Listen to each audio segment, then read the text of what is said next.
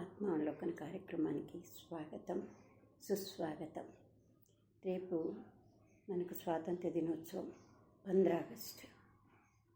అది మన జాతీయ పండుగ.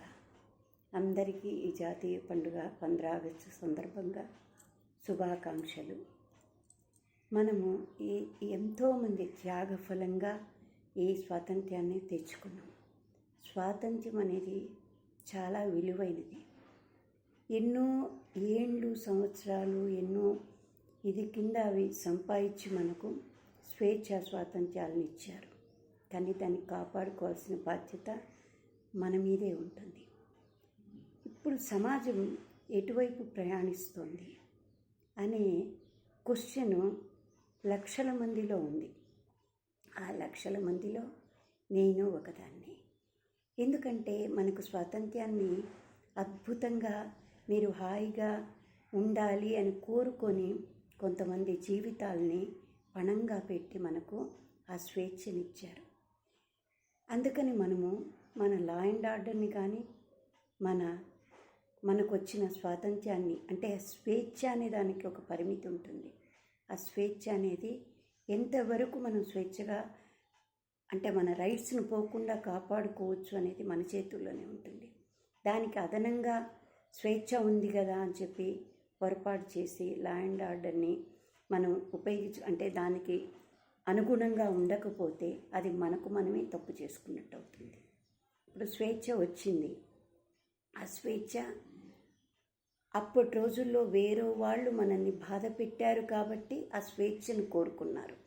కానీ ఇప్పుడు మనకు లిబర్టీ, అంటే రైట్స్ అన్నీ ఉన్నాయి. మన కాన్స్టిట్యూషన్ మనకు అన్నీ ప్రొవైడ్ చేసింది.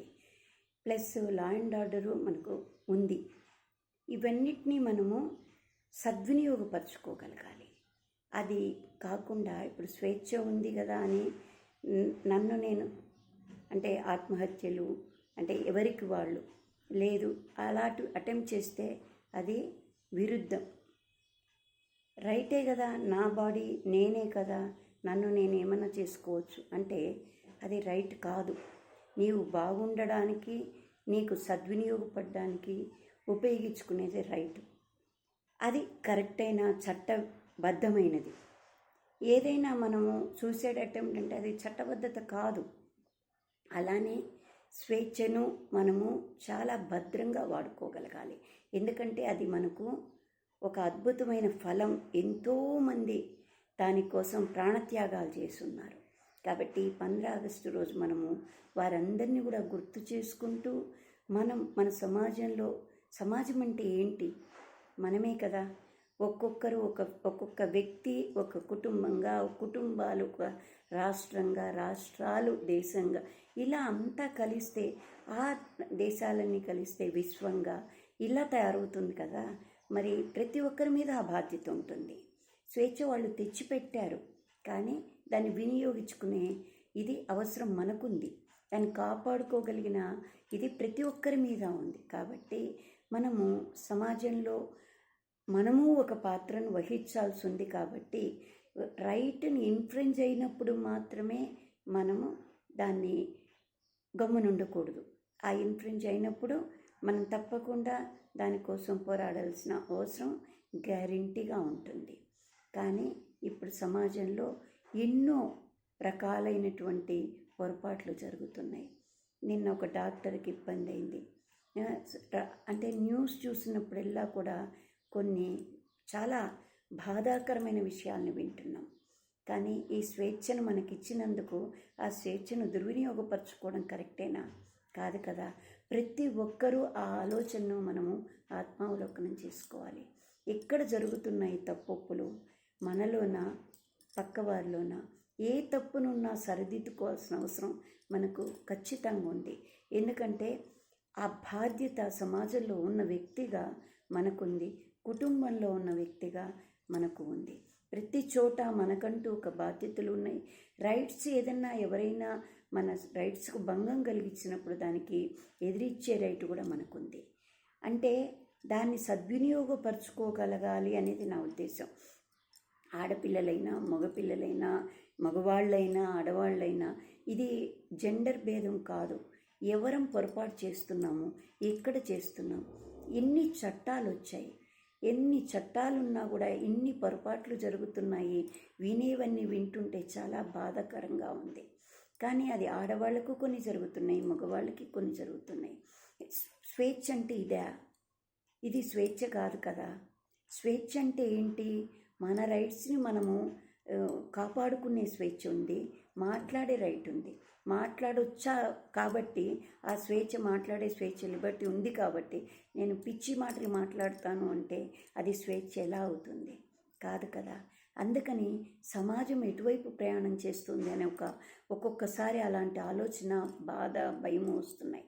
కాబట్టి ప్రతి ఒక్కరము అంటే ఎవ్వరికి తగినట్టు వాళ్ళు ఆలోచించుకోగలిగితే, ఏ ఇబ్బందులు రాకుండా, ఒకరికొకరు నష్టం కలిగించుకోకుండా, అది మామూలు నష్టమైతే పూడ్చుకోగలం.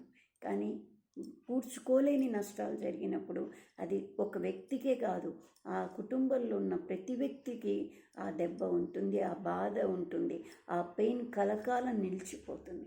అవి జరగకుండా ఉండాలి అంటే సమాజంలో ప్రతి ఒక్కరూ ఎవరి పాత్రను వాళ్ళు పోషించగలగాలి. ఇది తప్ప, ఇది ఒప్ప, ఎందుకు జరుగుతున్నాయి? లా అండ్ ఆర్డర్ని గౌరవించాల్సిన ఇది తప్పకుండా అందరి మీద ఉంది బాధ్యత.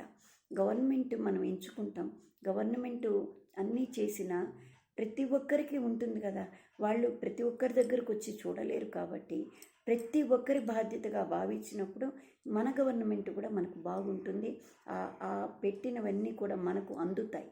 అందుకని చట్టం ఒకటే కాదు, ఇప్పుడు జ్యుడిషియరీ ఉంది, చేస్తుంది, తన పని తను చేస్తుంది.